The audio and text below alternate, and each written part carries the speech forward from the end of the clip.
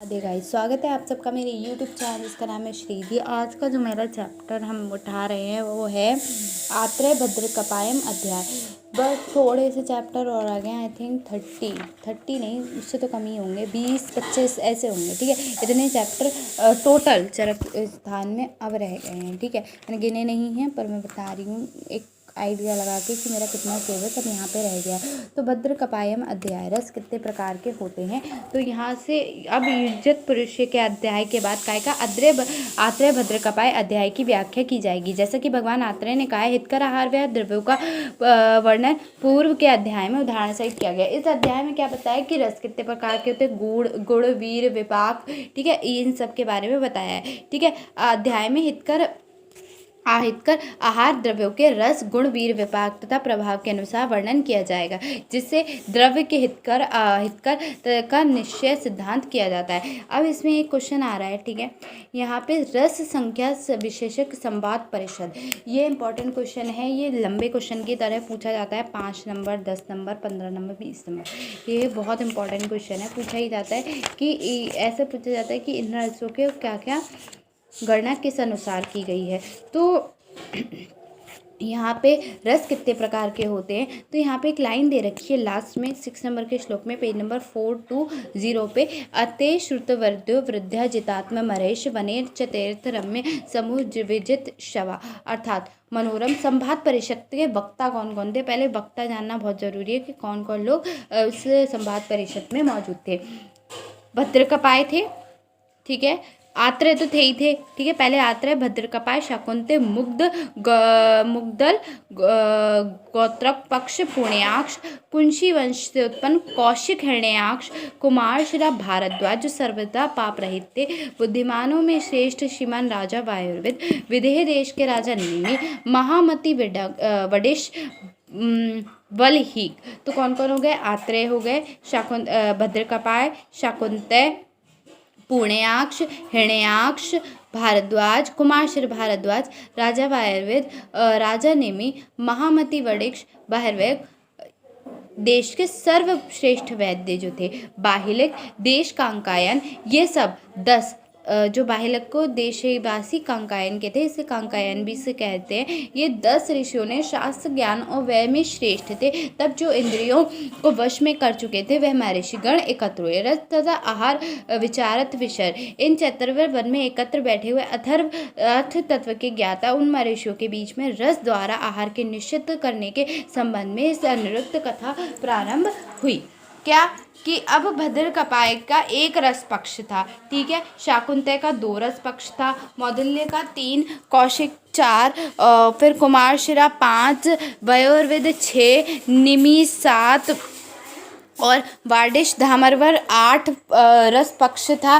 ठीक है, उसके बाद कौन गिवन है इसमें, बाहिरक देश, कांकायन ऋषि बचे। कांकायन का क्या था, 8, हाँ नहीं, कांकायन की संख्या अगणित असंख्य, ठीक है। पुनर्वसु आत्रेय ने जो षड्रस पक्ष दिया था, ठीक, अब इन लोगों ने अपने अपने पक्ष तो रख दिए पर इनका भी खंडन हो गया। कैसे हुआ वो हम बाद में पढ़ेंगे। पहले इनके 1 रस 2 रस 3 रस 4 रस 5 रस 6 रस 7 रस 8 रस और असंख्य रस पक्ष पढ़ लेते हैं।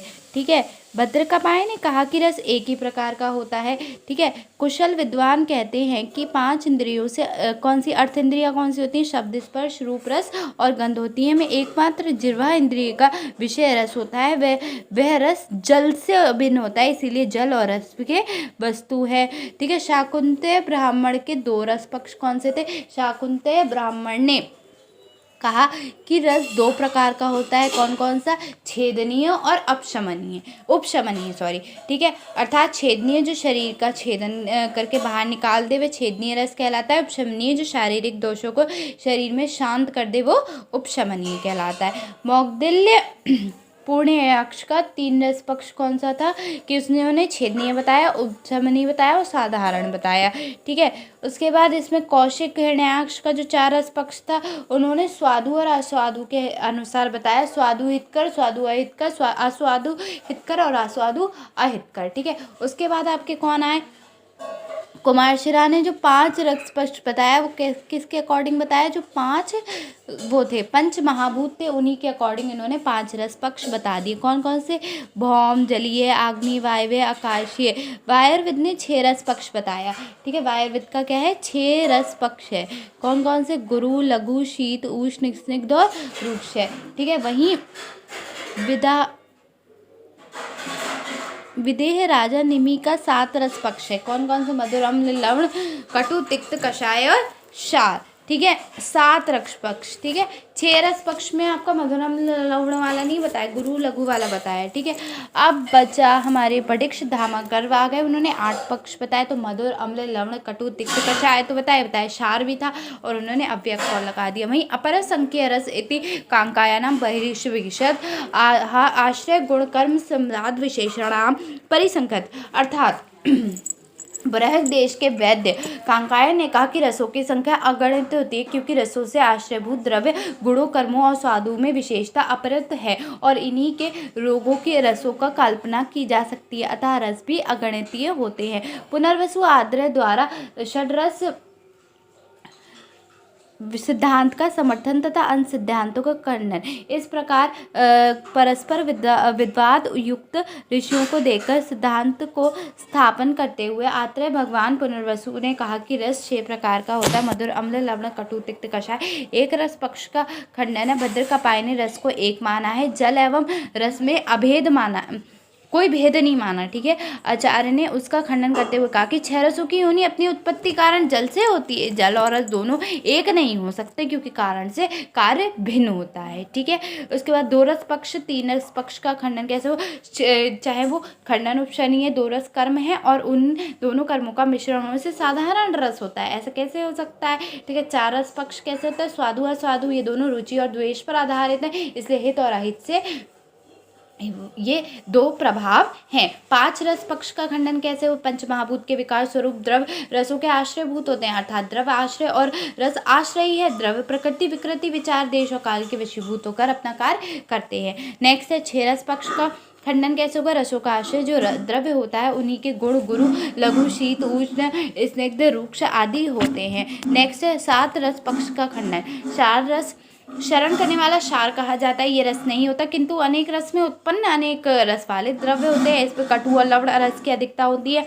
अनेक इंद्रियों में ग्रहण करने योग्य विषयों से ये संतुष्ट होता है और इस कारण द्वारा यह साधन द्वारा उत्पन्न होता है। 8 रस पक्ष का खंडन, रस के अव्यक्त जो रस से प्रयुक्त जल में अनुरस हो है अनुरस द्रव्य में होता है। अपरे संख्य रस पक्ष का खंडन तो क्या है, उन आश्रय, इंपॉर्टेंट है ये पूछा जाता है कि इन आश्रय रस गुण वीर कर्म संस्कार आदि भावों से विशेषता के अगणित होने से रसों के भाव भेद अगणित होते हैं। इसका कहना युक्ति संगत नहीं है, क्योंकि इधर मधुर अम्ल 6 रसों से एकाएक रस भी आश्रय विशेष, गुण विशेष, कर्म विशेष, स्वाद विशेष और संस्कार विशेष भावों के भेदों से अगणित होने के कारण आश्रय करना है, अतः इनके रसों की भिन्नता नहीं सिद्ध हुई। एक रस में दूसरे की अधिकता से मिले हुए के कारण रसों की उत्पत्ति होने में गुण और प्रकृति अगणित नहीं होती। इसलिए बुद्धिमान चिकित्सक संश्लिष्ट रसों के कर्मों का उपदेश नहीं करता। इनकी इसी कारण को ध्यान में रखकर परस्पर में ना मिलकर कुछ 6 रस के लक्षणों का अलग अलग उपदेश कर लेता है। नेक्स्ट है द्रव्य प्रकरण के अनुसार रस 63 भेद कैसे हो गए। तो पहले तो यहाँ पे देखो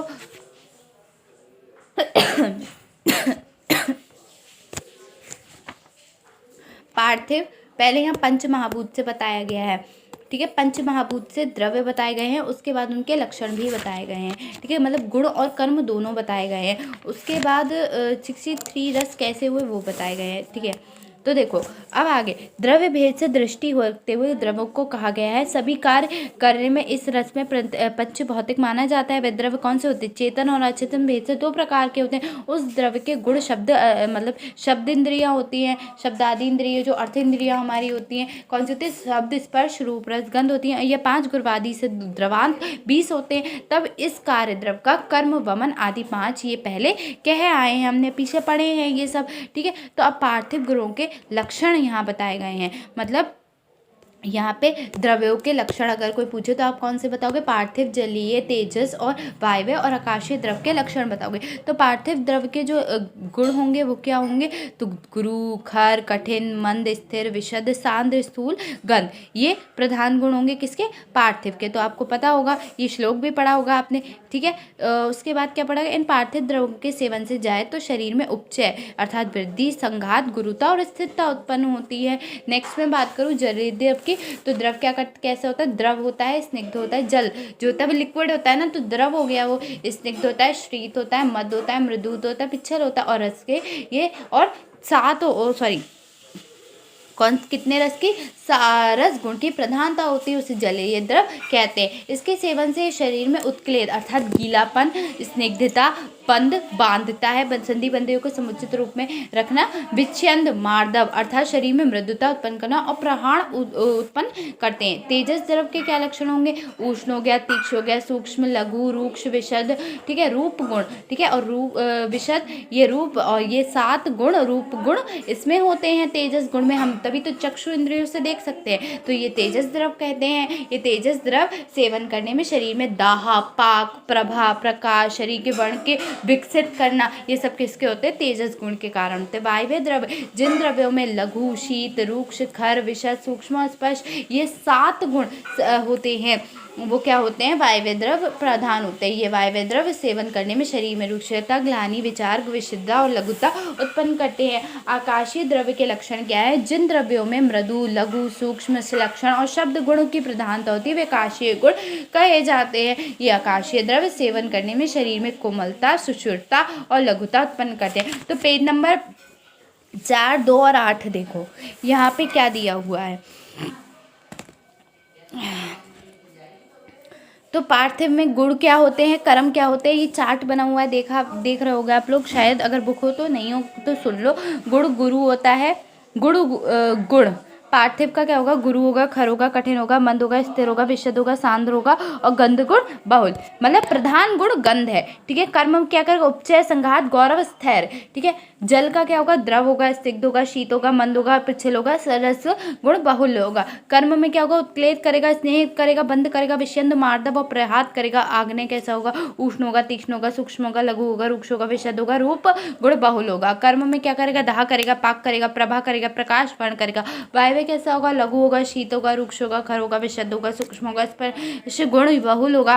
और क्या करेगा? कर्म रोक्ष होगा, ग्लानि करेगा, विषाद करेगा, वैशद्य करेगा, लाघव करेगा। आकाश त्वक मृदु होगा, लघु होगा, सूक्ष्म होगा, शिलक्षण होगा, शब्द गुण बहुल होगा। और कर्म क्या करेगा? मार्दव, सौशर्य और लाघव।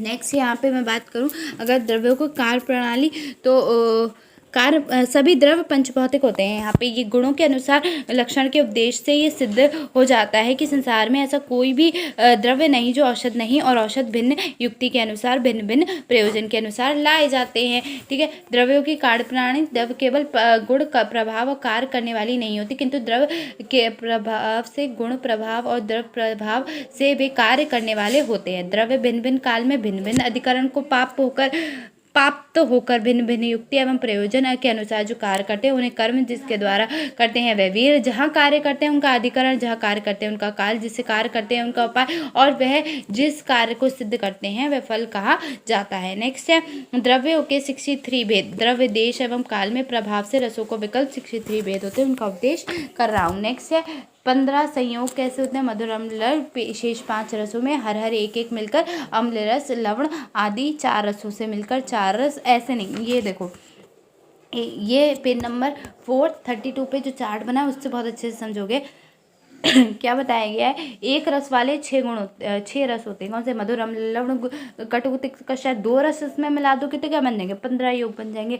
3 रस मिलाओगे तो 20 बन जाएंगे। 4 रस वाले द्रव्य जो होते हैं वो 15 होते हैं, 5 रस वाले 6 होते हैं और 6 रस वाले 1 होते हैं। तो कुल 63 रस यहाँ पे बन गए। नेक्स्ट है गुण प्रकरण। गुण प्रकरण पूछा गया है, पेपर में आया है 5 नंबर में गुण पूरा पूछा गया है। तो गुण शुरू करते हैं, ठीक है।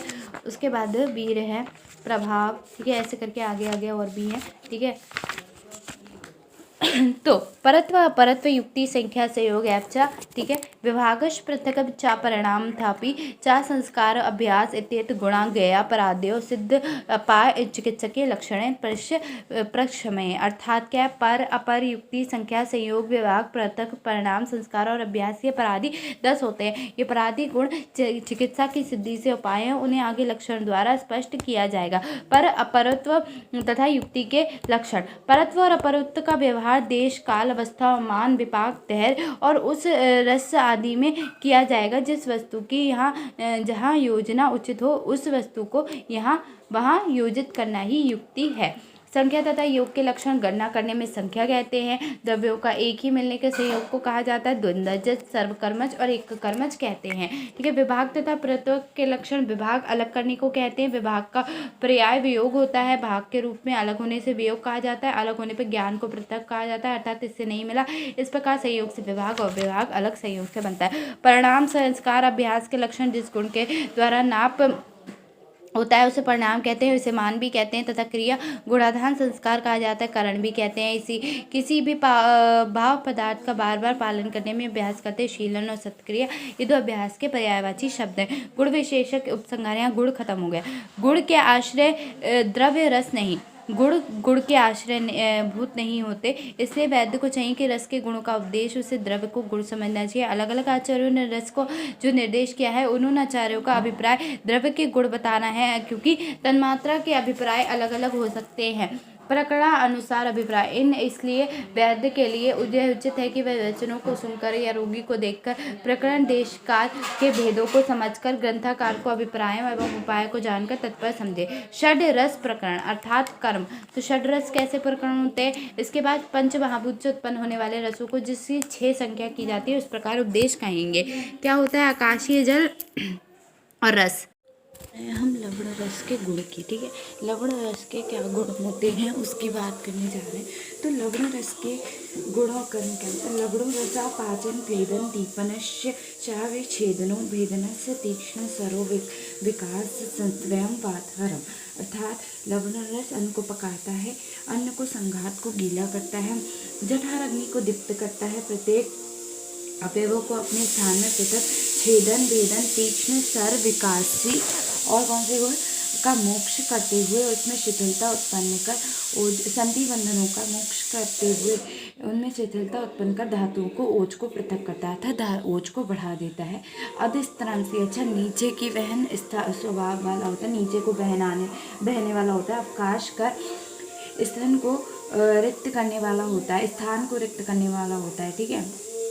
वाचामक स्तंभन शरीर को जकड़ता है, बंद करता है, संघात करता है, इनका नाश करता है। सभी रसों के विपरीत अर्थात उनका नाश होता है। मुख का लाल का स्त्राव करता है, कफ को पतला करता है, ऊर्ध्व तथा अधोभाग स्रोतस को शुद्ध करता है, शरीर संपूर्ण के अवयवों को कोमल करता है, आहार में रोचकता लाता है, आहार को अत्यंत उपकारक ये लवण रस कर्म करता है, अधिक गुरु नहीं है, स्निग्ध है और उष्ण है। अगर इसका अत्यधिक सेवन करोगे तो क्या होगा? पिपास उत्पन्न हो जाती है, बहुत ज़्यादा रुधिर की उत्पत्ति होती है, पित्त कुपित होता है। पहला यही है कि अधिक सेवन करोगे तो पित्त सबसे पहले कुपित होगा, तो ये पित्त को क्या करता है? पित्तवर्धक होता है।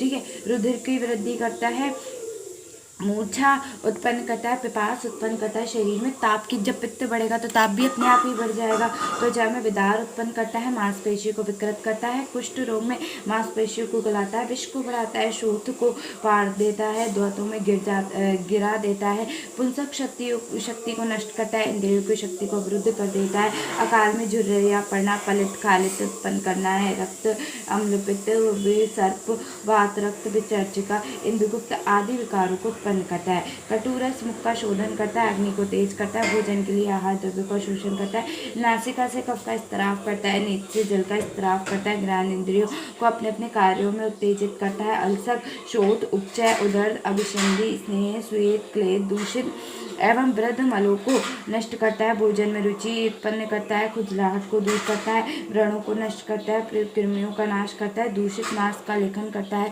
रक्त का संधारण भेदन करता है, संधि बंदियों को अलग करता है, स्रोतस को विस्तृत करता है, बढ़े हुए कफ को शांत करता है। उनका गुण लघु उष्ण और रूक्ष है। कटु रस के अगर कोई अधिक सेवन करता है तो उसके साथ क्या होता है, तो जो अधिक सेवन किया है वो विपाक से पुंसक नष्ट हो जाता है। रस कटु और वीर के प्रभाव से मुंह शक्ति में शरीर में ग्लानि और क्या होता है, क्या करेगा, और ग्लानि तथा अवसाद उत्पन्न करता है, शारीरिक धातुओं को शिथिल करता है, मूर्छा उत्पन्न करता है, शरीर का टेढ़ा करता है, बेचैनी तथा चक्कर उत्पन्न करता है, गले में दाह उत्पन्न करता है। और क्या करता है, गले में क्या करेगा, दाह उत्पन्न करता है और चक्कर उत्पन्न करता है, गले में दाह एवं शरीर में ताप उत्पन्न करता है, बल का नाश करता है और पिपास को उत्पन्न करता है। कटुरस में वायु अग्नि गुण को अधिकता होती है, इसलिए कटुरस अधिक सेवन करने से भ्रम होता है, शरीर में कंप होता है, सुई चुभने जैसी से पीड़ा होती है और आदि लक्षणों से युक्त हाथ पैर पार्श्व पीठ आदि अवयवों में क्या करेगा, वात जन रोगों को उत्पन्न करता है। ठीक है, नेक्स्ट है इसमें तिक्त रस के गुण और कर्म। अब तिक्त आ गया, ठीक है, छह रस होते हैं तो छह रसों के अपने गुण और कर्म होते हैं। तो स्वयं तिक्त रस अरोचक होता है, ठीक है, किंतु यदि खाया जाए तो वो अरुचि को दूर करता है। वैसे तो तिक्त रस नहीं खाया जाता, लेकिन अगर कोई खाता है तो उसकी क्या हो जाता है, अरुचि को दूर करता है, विष प्रभाव को दूर करता है, कृमियों को नष्ट करता है, मूर्छा, खाज, खुजली, क्रोध, पिपास को नष्ट करता है, चमड़े और मांसपेशियों में स्थिरता उत्पन्न करता है। कहते हैं ना, नीम का रस जो होता है वो तिक्ती होता है। जो ऐसे करेला, ज्वर शामक, अग्निदीपक, आहार पाचन, दुग्ध का शोधक और लेखन है, शरीर का क्लेद, चर्बी, मज्जा, लसिका, पुए, पसीना, मलमूत्र, पित्त और कफ को सुखाता है। तिक्त रस के गुण कर्म क्या है, रूक्ष, शीत और लघु है। ठीक है, अधिक सेवन से क्या होता है, उपयुक्त गुणों में रहने वाले केवल तिक्त रस का ही अधिक सेवन किया जाता है। तिक्त रस में स्वभावता रहने वाले रूक्ष, खर, विशद गुण प्रभाव से रस, रक्त में स्नाद, अस्थि, मज्जा, शुक्र शोषण करने वाले, सोतस में खरता उत्पन्न करने वाले, शारीरिक बल को घटाते, शरीर में कृशता उत्पन्न करते हैं, मन में ग्लानि लाता है, मोह उत्पन्न करता है, भ्रम रोग उत्पन्न करता है, मुख का शोषण करता है, इसके अतिरिक्त अन्य बात रोगों को भी उत्पन्न करता है। कषाय रस के गुण कर्म, कषाय रस संशमन होता है, संग्राही होता है, संधान करने वाला, पीड़न, रोपण, शोषण, कफ, पित्त और रक्त में आए हुए दोषों की शांति करने वाला, श्लेद में शरीर में उत्पन्न क्लेद को चूषित करने मतलब खींच लेता है। और कषाय रस के कर्म बताए गए। कषाय रस का गुण क्या होता है, रूक्ष, शीत और गुरु होता है। ठीक है, कषाय रस के अधिक सेवन से क्या होता है, इसके गुणों में रहने वाले यदि केवल एक कषाय रस का अधिक मात्रा में उपयोग किया जाएगा तो मुख का शोषण होगा, हृदय में पीड़ा उत्पन्न होगी, उदर में अदमान, वचन शक्ति को कम करना, सोतस को अवरोध कर देना, शरीर का बल श्याव हो जाना, पुंसक शक्ति को नष्ट कर देना, उदर में कब्ज करने का, अन्न को पकाया हुआ वायु मूत्र पुरुष को रोक देना, शरीर को क्रश कर देना, ज्ञानी, प्यास, जकड़ाहट उत्पन्न करना, खर विशद रूक्ष होता है, पक्षाघात, अनुग्रह, अपांतक, अदृत और बात विकारों को उत्पन्न करता है। रस के गुण कर्मों का उपसंहार इस प्रकार बताए गए। 6 रस अलग अलग या एक में लाकर मात्रा पूर्वक ठीक नियमानुसार सर्व प्राणिक चक्र पाणी का उपकार करने वाले होते हैं। चक्र पाणी का इसके विपरीत अर्थ अर्थात अध्यात्म लोक का उपकार करने वाले होते हैं। इसके विपरीत अर्थात अमात्रा से सेवन किए गए पृथक पृथक या एकत्रित रूप से रस प्रमाणित के लिए अपकारक, अतः इन रसों के विद्वान वैद्य के लिए मात्रा का अनुचार करते हैं। द्रव के रस विपाक एवं वीर का परस्पर संबंध क्या होता है, तो यहाँ पे श्लोक दे रखा है, श्लोक नंबर 45 प्लेन नंबर 442 पे। शीतम पिद्रेणम यद द्रव्यम मधुर रसपाक्यो तयोरमलम यदुर्षा यद द्रव्यम कटुकम तयो। अर्थात जो द्रव्य रस विपाक में मधुर होता है उनका वीर शीत होता है, जो द्रव्य रस एवं विपाक में अम्ल होता है या कटु होता है उसका वीर उष्ण होता है। जिसका वीर रस विपाक के अनुसार ही होता है उन द्रव्यों के गुण रस मात्रा से ही मालूम लेना चाहिए। जिन द्रव्यों का वीर विपाक के विपरीत होता है उनके गुणों का उपदेश किया जाएगा। ठीक है, अब बताया जाएगा। जाएगा यहाँ पे, ठीक है। अविरुद्ध वीर और विपाक वाले द्रव्यों का उदाहरण, तो ये पूछा जाता है, इंपॉर्टेंट है। अविरुद्ध वीर और विपाक वाले उदाहरण, जैसे दूध और घृत रस में मधुर होते हैं, विपाक में मधुर होते हैं, वीर में भी शीत होते हैं। चव्य चित्रक रस में कटु होते हैं, विपाक में कटु होते हैं, वीर में उष्ण होते हैं। इन द्रव्यों और अन्य द्रव्यों जो इसी प्रकार वीर और विपाक के विरुद्ध नहीं है, उन रसों का उपदेश गुण के संग्रह कर लिया गया है। विरुद्ध वीर वाले द्रव्यों का निर्देश, इंपॉर्टेंट, ये भी पूछा जाता है। तो यहाँ पे श्लोक नंबर 48 49 देखो,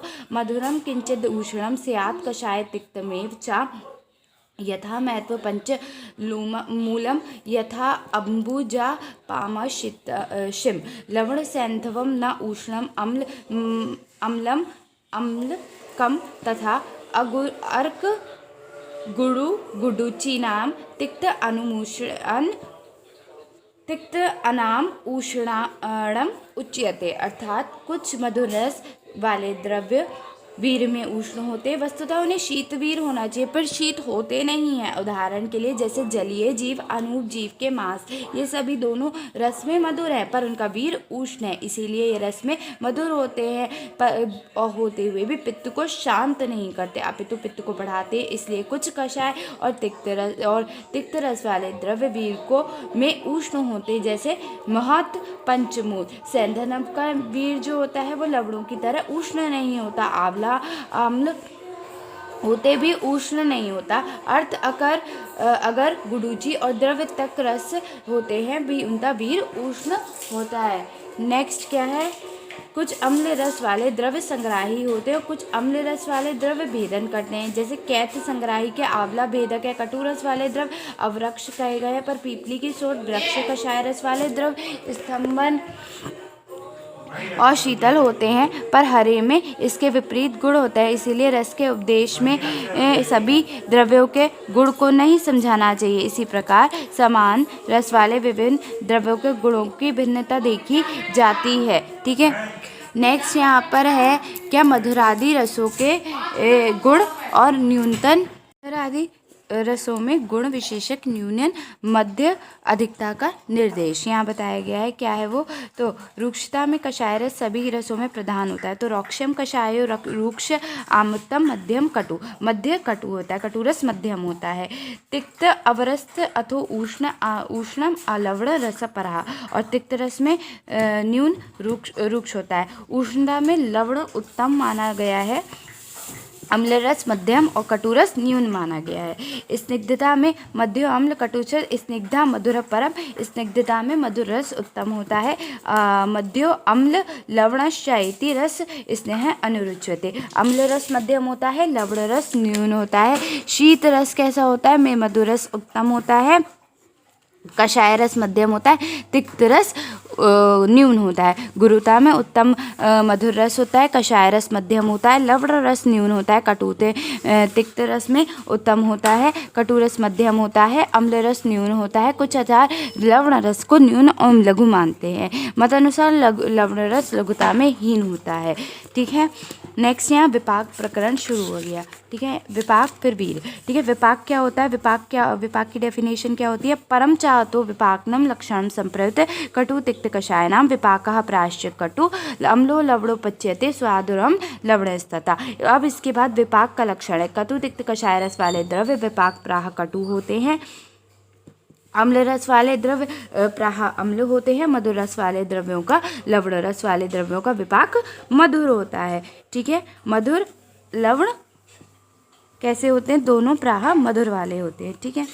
यहाँ पे और क्या बताया गया है कि विपाक के संबंध में दो मत पाए जाते हैं, एक चरक का है, दूसरा सुश्रुत का है। वाग्नट ने भी विपाक की परिभाषा इस प्रकार बताई है कि जो जठराग्नि योगोश्च तिरसानम अर्थात आयुर्वेद में भुक्त आहार अर्थात क्या है, खाए हुए मधुरादि रस द्रव्यों का महास्रोतस में जठराग्नि परिपाक करती है और अंत में जो रस शेष रह जाता है उसकी उत्पत्ति होती है, उसको क्या कहते हैं, विपाक कहते हैं, ठीक है।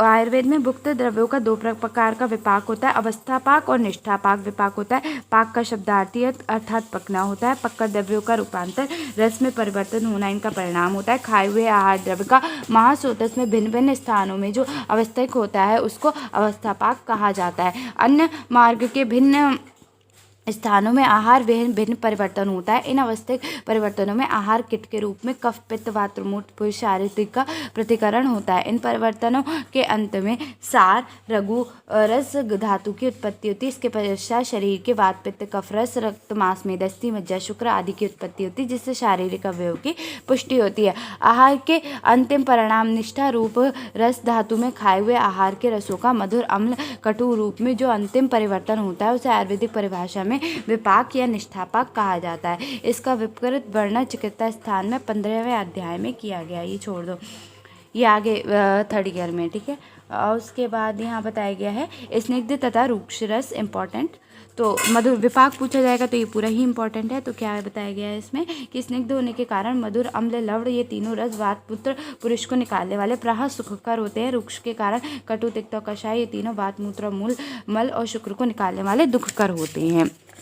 नेक्स्ट है विपाक का अलग अलग कार्य। कटु विपाक द्रव्य वाले यहाँ पे श्लोक नंबर 61 देखो 62 शुक्रवाह बद्ध विंड मूत विपाको बातला कटु, अर्थात यहाँ पे क्या बताया गया मधुर सृष्ट विंडो विपाक कफ शुक्लहा, अर्थात और फिर आगे भी बताया गया है कि पित्तकृत सृष्टि विंड मूत्र पाको शुक्र नाशनान तेषाम गुरु स्यानन मधुरह कटु आम्ल वंतो अथद, अर्थात कटु विपाक द्रव्य शुक्र को नष्ट करने वाला मल मूत्र को बांधता है, अर्थात रोकता है, और वात को बढ़ाने वाला होता है। मधुर विपाक कैसा होता है, मलमूत्र को निकालने वाला होता है, कफ शुक्र को बढ़ाने वाला होता है। अम्ल विपाक कैसा होता है, द्रव्य पित्त को बढ़ाने वाला, मलमूत्र को निकालते हुए शुक्र को नष्ट करने वाला। इसमें मधुर विपाक गुरु और कटु एवं तीनों एवं विपाक लघु होता है, ठीक है। नेक्स्ट है द्रव्यों में गुणों की विशेषता से, अर्थात गुणों के तात्पर्य से उन्होंने गुणों द्रव्य गुणों के अनुसार होने वाले विपाक में लक्षणों में अल्पता मध्यता और अधिकता का ज्ञान कर लेना चाहिए। वीर प्रकरण, अब वीर शुरू हो रहा है, इंपॉर्टेंट है ये भी, ठीक है। तो क्या है, कितने प्रकार के वीर होते हैं, तो 8 प्रकार के वीर बताए गए हैं। मृदु तीक्ष्ण गुरु लघु स्निग्ध रूक्ष उष्ण शीत, ये वीर के 8 प्रकार होते हैं। वीर होता क्या है, तो जो क्रिया, तो यहाँ बताया ना, श्लोक देख लो 64 65। तो मृदु तीक्ष्ण गुरु लघु स्निग्ध उष्ण शीतलम, तो ये मैं बता चुकी। वीर अष्टम केचित द्विविधम मास्थिता, तो ये 2 तरीके के बताए, पर कुछ आचार्यों के मत के अनुसार वीर 2 ही प्रकार के होते। कौन कौन से, शीत उष्ण मित्ति वीर्यम तो क्रियत येन या क्रिया, 2 प्रकार के होते, शीत और उष्ण, ये 2 प्रकार के वीर माने जाते हैं। लक्षण क्या है वीर का, जो तो यहाँ पे बताया है तू क्रियेत येन या क्रिया ना वीर्यम कुरुत किंचित सर्वा वीर्यकृता क्रिया कर्म जिसके द्वारा निष्पन्न होती है उसे वीर कहा जाता है। कोई भी द्रव्य बिना के वीर के कुछ भी कर्म नहीं कर सकता, सारी क्रिया वीर से ही निष्पन्न होती हैं, ठीक है। नेक्स्ट है यही 8 प्रकार के 2 प्रकार का वीर माना गया है। ये दोनों मत दोनों आचार्यों के, चरक ने वीर के विषय में अपना मत निर्दिष्ट किया है, किंतु इस नियम में दोनों मतों की चरक को स्वीकार किया है, अतः दोनों मत चरक का ही है कि 8 प्रकार क्या है। वांगभट्ट ने भी बताया है, छोड़ दो इसे।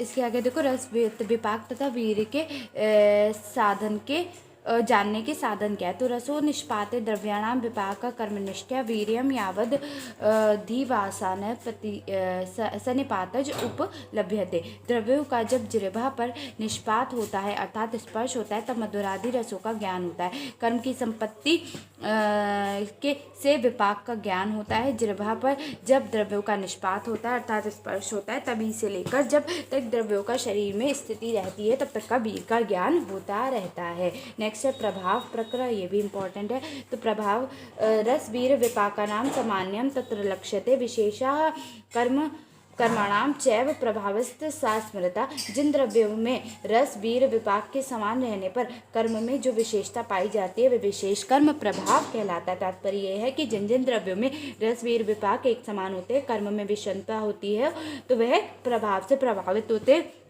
प्रभाव विचार शक्ति के परे होता है। कटुरस वाला चित्रक विपाक कटु होता है, वीर उष्ण होता है। इसी प्रकार दंती भी प्रभाव से यह मनुष्य में विरेचन कराती है, विष को विषघन होता है ये कहा जाता है। जिसका प्रभाव है जो द्रव अपरी भाग के ऊपरी दोष को नष्ट करता है, उसे अधोभाग में वर्तमान दोषों को नष्ट करता है, वह भी प्रभाव का ही प्रभावित धारण करने योग्य मणियां जो अनेक प्रकार के कर्म करती है वह भी प्रभाव से, और प्रभाव अचिंतनीय। इस प्रकार वीर विपाक प्रभाव का उदाहरण बता दिया गया है।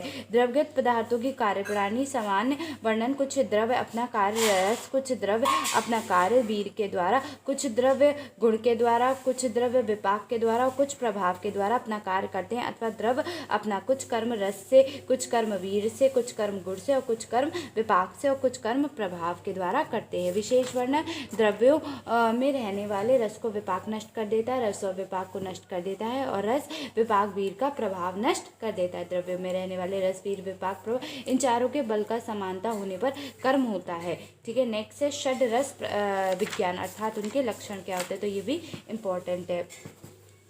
मधुर रस की परिभाषा, इसमें षड रसों के जानने की विधि का उपदेश किया है। स्नेहन, प्रीणन, आहार्द, शरीर में मृदुता उत्पन्न करना आदि क्रियाओं में मधुर रस का ज्ञान किया जाता है। मधुर रस जब मुख में रहता है तो शीघ्र ही फैल जाता है और लेप की तरह प्रतीत होता है। ठीक है, अम्ल रस की परिभाषा क्या होगी, तो क्या है, खाने पर दांतों की खट्टा करता है, मुख से लाल स्राव करता है, श्वेत को लाता है, मुख में बोध करता है, अर्थात पहले से खाए हुए रसों को लाल स्राव क्रिया से प्रक्षालन कर अन्य रस के स्वाद का ज्ञान कराता है, मुख का काट में दाह उत्पन्न करता है। इस क्रिया को अम्ल रस का ज्ञान किया जाता है। और रस की परिभाषा क्या है कि खाने के बाद शीघ्र ही जो रस मुख में गीलापन उत्पन्न करता है, लाल स्राव करता है, मुख में मृदुता उत्पन्न करता है, मुख और कंठ दाह उत्पन्न करता है, इन क्रियाओं के लवण रस ज्ञान किया जाता है। ठीक है, कटु रस की परिभाषा, जो रस जिह्वा को स्पर्श करता है, जिह्वा में उद्विग्न उत्पन्न करता है, शरीर में सुई चुभने की वेदना करता है, मुख, नासिका और नेत्र में दाह उत्पन्न करता है, जल का स्राव करता है, उसे कटु रस कहा जाता है। जो रस जिह्वा में संयुक्त होकर जिह्वा की शक्ति को नष्ट कर देता है, जिह्वा के लिए प्रिय होता है। जो रस मधुर में मुख विविशदा शोष प्रसाद करने वाला होता है, उसे तिक्त रस कहा जाता है। कषाय की परिभाषा, जो रस जिह्वा में संयुक्त रहते, जिह्वा में विषाक्तता, स्तंभता, जड़ता उत्पन्न करता है, जिसके सेवन से गला बांधने के प्रतीत होता है, जो रस विकासी गुण वाला होता है, उसे कषाय रस कहा जाता है। वैकारिक आहार, यहाँ पे वैकारिक आहार का बताया गया है कि अग्निवेश ने फिर कहा है कि भगवान आते गुण कर्म के प्रकरण में उचित रूप से कहे हुए अर्थ की संपत्ति युक्त और सत्य अपने वचनों को मैंने सुना है, परंतु वैकारिक आहार द्रव्य विकारों के आपसे उद्दिष्ट लक्षणों को विस्तार से सुनिए। वैकारिक आहार की परिभाषा, तो यहाँ बताया गया है, देह धातु प्रत्यात भूतानि द्रव्याणाम देह धातु विरुद्ध उपपद्यते, परस्पर गुण विरुद्धानि कानिश्चित संयोगो संस्कार दर्पणानि देश काल मात्रादि विभिक्षपराणानि तथा स्वभाव पराणानि। अन्यवेश ने कहा, आत्रेय से ने कहा है कि देह की धातुओं के विपरीत गुण वाले द्रव्य शरीर की धातुओं के विपरीत विरुद्ध हो जाते हैं। इन द्रव्यों में कुछ द्रव्य परस्पर गुण विरुद्ध, कुछ द्रव्य संयोग विरुद्ध और कुछ द्रव्य संस्कार विरुद्ध, कुछ द्रव्य देश काल मात्रा और विरुद्ध और कुछ द्रव्य स्वभाव के विरुद्ध होते हैं। उदाहरण, इन द्रव्यों में जिनके आहार के अधिक रूप से प्रयोग किया जाता है उन द्रव्यों के एक देश के लेकर उपदेश करेंगे। दूध से साथ मछली नहीं खानी चाहिए क्योंकि ये मधुर रस, मधुर विपाक और महाअभिसंधि होती है। दोनों क्रमशः शीत उष्ण होने के विरुद्ध होते हैं, वीर होने के रक्त को दूषित करते हैं और महाभिसंधि होने से के कारण दोष धातु और मल के स्थानांतर मार्ग को अवरुद्ध करने वाले होते हैं। चिमचिम मछली विशेष भद्रकपाय का प्रकरण है। इसके बाद आत्रेय के वचनों को सुनकर भद्रकपाय ऋषि ने अग्निवेश से कहा कि सभी मछलियों को दूध के साथ खाना चाहिए, किंतु एक चिलचिम नामक मछली को छोड़कर। वह चिलचिम नामक मछली शकली अर्थात बड़े बड़े चौइया वाली होती है, नेत्र, रक्त और सारे शरीर में लाल रंग की रेखाएं रखती रहती है। रोहू मछली के समान इसका आकार होता है और ये प्रायः भूमि पर चलने वाली होती है। इस मछली को यदि दूध से खाया जाएगा तो निश्चित रूप से रक्तज रोग और मलमूत्र आदि मार्गों को अवरोध कर विबंधजन व्याधियों में किसी एक व्याधि को अथवा मृत्यु को प्राप्त किया जाएगा। इस प्रकार भद्रकपाय आत्रेय का उत्तर, तुम ठीक कह रहे हो, सामान्यतः सभी मछलियों को दूध के साथ सेवन नहीं करना चाहिए, विशेष करके चिमचिम नामक मछली को, क्योंकि चिलचिम महाभिसंधि होने के कारण अधिक स्पष्ट लक्षण वाले रक्त दूषित जन्य और विबंध जन्य रोग को उत्पन्न करती है और आम विष को भी उत्पन्न करती है।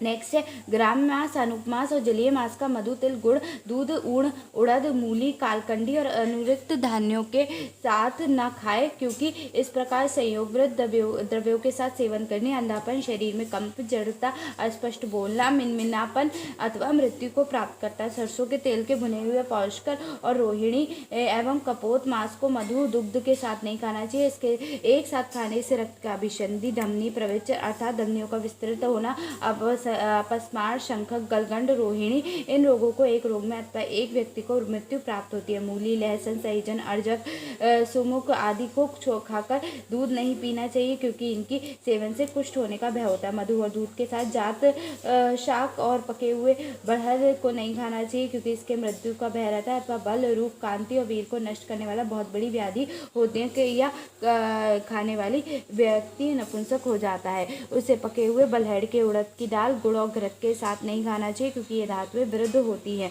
दूध के साथ आम, आमला, बिजौरा, नींबू, बलहड़, कड़ौड़ा, मूछ, दत्त, शंख, बदर, कोषांग, भव्य, जामुन, कैत, इमली, परावृत, अखरोट, कटेर, नारियली, डेल, खट्टा, अनार, आंवला, इसी प्रकार अन्य पदार्थ अम्ल द्रव्य रूप का सूखा रूप हो तो ये द्रव्य होते हैं। और कांगुनी, वनक, मुकष्ट, कुल्थी, उड़द और सोम के को भी दूध के साथ विरुद्ध माना गया है। संयोग द्रव्य पद्योग, कुसुम्ब, बरे का शाक, चीनी से बनाया हुआ मदिरा, मरई के मधु का खाने के विरुद्ध होता है और अधिक रूप में बात को कुपित करता है। हारित पक्षी का मांस सरसों के तेल के भुने के विरुद्ध होता है, पित्त को अधिक बढ़ाता है और ये संस्कार विरुद्ध होता है।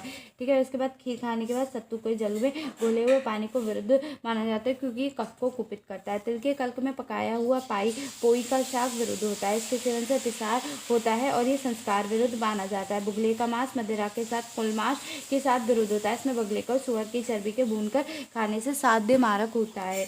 नेक्स्ट है मयूर के मांस को रेड़े की लकड़ी में लेकर रेड़ की लकड़ी की आग में पकाकर रेड़ को तिल मिलाकर खाना, तो जल्दी भी मर जाता है। हरित पक्षी के मांस को हल्दी के लकड़ी में रोकर हल्दी के आग में पकाकर सेवन करने से सद्य मारक होता है। वहीं हरित पक्षी का मांस या धूली गिर गया अर्थात पक जाने के बाद धूल का राख ओत प्रोत हो गया हो और उसे मधु का सेवन किया हो, सद्य मारक होता है। जिस तेल में मछली बनाई गई हो उस तेल में पीपली और मकोई सिद्ध कर खाना जाए तो सद्य मारक होता है। नेक्स्ट होता है गर्म किया हुआ मधु मारक होता है और गर्मी में पीड़ित मनुष्य जब मधु का सेवन करता है तो वह उसकी मृत्यु का कारण होता है। मधु और घी समान मात्रा में, मधु और आकाश का जल समान मात्रा में, मधु और कमल कट्टा समान मात्रा में, मधु पीकर गरम जल पीना, बिल्वा और गरम जल एक साथ लेना, मट्ठा पकाया हुआ कबीला, बासी मकोए, कील में गोदकर, अंगार में ऊपर लग पकाया हुआ भास नामक पक्षी का मांस हानिकारक होता है। उसके बाद वैकारिक आहार के घटक। वैकारिक आहार की परिभाषा जो आहार द्रव्य या औषधि दोनों को अपने स्थान में उभार दे पर उसे शरीर में बाहर ना निकाले तो वही आहार अहितकर होता है। वैकारिक आहार के घटक जो देश, काल, अग्नि, मात्रा, साथ में वायु, दोष, संस्कार, वीर, कोष्ठ, अवस्था, क्रम, परिहार, उपचार, पाक, संयोग विरुद्ध, हृदय विरुद्ध, संपद विरुद्ध, विधि विरुद्ध है वह हितकर नहीं होता। देश विरुद्ध, धनवन देश अर्थात जंगली देश या मरुभूमि के रूक्ष और तीक्ष्ण आदि के द्रव्यों का सेवन करना। अनुदेश में स्निग्ध और शीतल गुणयुक्त औषधियों का सेवन देश के विरुद्ध बतलाया गया है। कालरूप, जाड़े के दिन में शीतल, रूक्ष आदि आहार एवं औषध द्रव्यों का सेवन करना। गर्मी के में दिनों में कटु और उष्ण आदि आहार एवं औषधि का सेवन करना विरुद्ध माना गया है। अग्नि विरुद्ध, 4 प्रकार की जठराग्नि रहते हुए के अनुसार आहार न मिले तो वह अग्नि विरुद्ध कहा जाता है। मात्रा विरुद्ध, मधु और घी के संभाग में खाया जाना तो वह मात्रा विरुद्ध है। साथ में विरुद्ध, जो पुरुष कटुरस और उष्ण भी प्रकृति के अनुकूल खाया गया हो व्यक्ति के लिए मधुर रस और शीतवीर का आहार साथ में होता है।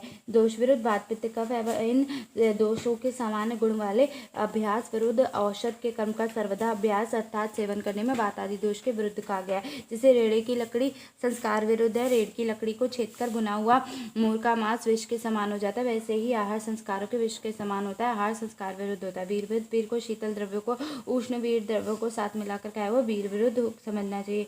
विकोष्ठ विरुद्ध, जिस पुरुष का कोष्ठ क्रूर होता है, अधिक मात्रा में मंद वीर मल को नहीं हिलाना खाने वाला और मृदु कोष्ठ वाले जो व्यक्ति ऐसे मात्रा में गुरु हो मल ऐसे अन्न को अधिक मात्रा में देना कोष्ठ विरुद्ध होता है। परिश्रम अवस्था विरुद्ध परिश्रम मैथुन व्यायाम में तभी व्यक्तियों को वातवर्धक आहार का सेवन करना, या जो व्यक्ति अधिक सोते हैं आलसी है ऐसे व्यक्तियों को कफकारक देना अवस्था विरुद्ध कहा जाता है। क्रम विरुद्ध जो व्यक्ति मलमूत्र का बिना त्याग किए हुए बिना भूख लगे अथवा अधिक भूख मालूम होने पर भोजन करता है उसे क्रम विरुद्ध कहते हैं। परिहार विरुद्ध जो व्यक्ति स्वर आदि मांस को खाकर उष्ण वस्तुओं का सेवन करता है उसे परिहार विरुद्ध कहा जाता है। उपचार विरुद्ध जो व्यक्ति घृत आदि स्नेहों को पीकर शीतल आहार औषध और जल को पीता है वह उपचार विरुद्ध कहा जाता है। पाक विरुद्ध दूषित एवं अनुचित लकड़ी से आहार को पकाना है, चावल को बिना पूर्ण पकाए या अधिक पका हुआ जला हुआ अन्न का सेवन पाक विरुद्ध होता है। जो अम्ल रस संयोग विरुद्ध जो अम्ल रस दूध का सेवन करते हैं उसे संयोग विरुद्ध कहते हैं। हृदय विरुद्ध जो आहार मनोकूल हो ना हो उसका सेवन करना हृदय विरुद्ध कहा जाता है। जिस आहार औषधि में द्रव्य में उचित रूप से उत्पन्न ना हुए अथवा जो अतिक्रांत रस अथवा जिस प्रभाविक रस में विकृत हो गया उसका सेवन संपद विरुद्ध कहा जाता है। एकांत विधि विरुद्ध एकांत में जो भोजन नहीं किया जाता उसे विधि विरुद्ध समझना चाहिए। इस प्रकार निरुपयुक्त 18 प्रकार के नियमों का तथा अन्य विरुद्ध कहा गया और इनसे वह शरीर के लिए अहितकर होता है।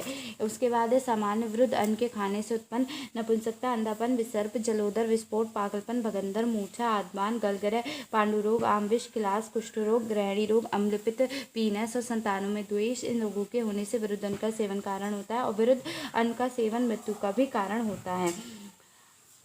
उसके बाद चिकित्सा कैसे करोगे उसके बाद इसमें बताए ऊपर बताए हुए रोगों को और उनसे अतिरिक्त विरुद्ध भोजन से उत्पन्न होने वाले रोगों को प्रतिकार अर्थात नाश करने वाले भाव होते हैं। वमन और विरेचन तथा विरुद्ध अन्न सेवन करने पर उससे उत्पन्न उपद्रवों की शांति के लिए विरुद्ध आहार के विपरीत द्रव्यों का सेवन लाभकारी होता है। प्रथम ही विरुद्ध आहार के समान द्रव्यों से शरीर का संस्कार हितकर होता है। विरुद्ध भोजन करने वाले उत्पन्न होने वाले रोगों में वमन विरेचन संसेवन कर देते हैं। यदि पूर्व रूप से हितकर आहार सेवन किया जाता है तो वह विरुद्ध आहार सेवन उत्पन्न होता है। विरुद्ध आहार लगातार सेवन करने से वह प्रकृति के अनुकूल होता है, उसकी मात्रा अल्प होती है, पुरुष की अग्नि तेज होती है, वह जवान हो जाता है, सदा घी खाता है, कसरत करता है और बलश्रेष्ठ होता है। ऐसे पुरुष द्वारा खाया विरुद्ध अन्न व्यर्थ हो जाता है। तो यहाँ पे आपका चैप्टर नंबर 26 कंप्लीट हो गया। क्या नाम था जिसका हमारा? अत्रेय भद्रकपायम अध्याय।